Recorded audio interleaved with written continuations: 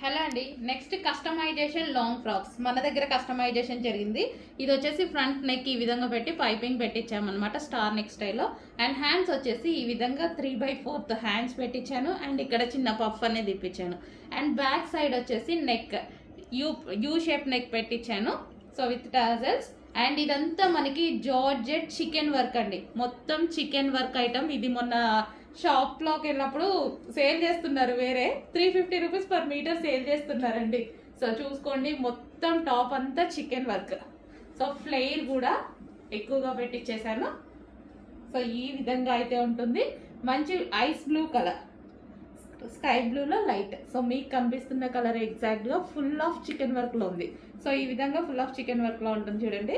So frock అనేది మంచి long frock స్టైల్లో ఇక్కడ వరకు వస్తుంది అనమాట. ఓకే, చాలా సూపర్గా ఉంటుంది. So simple and sweet look అనమాట. Simple and sweet look. Rough and tough కాబట్టి రఫ్ అండ్ టఫ్ వాష్ చేసేసుకోవచ్చు. కస్టమైజేషన్ కాబట్టి మనకి ఎక్కువ డేస్ అనేది ఉంటుంది డ్రెస్ అనేది. Customization long frock. Okay, ice blue colour.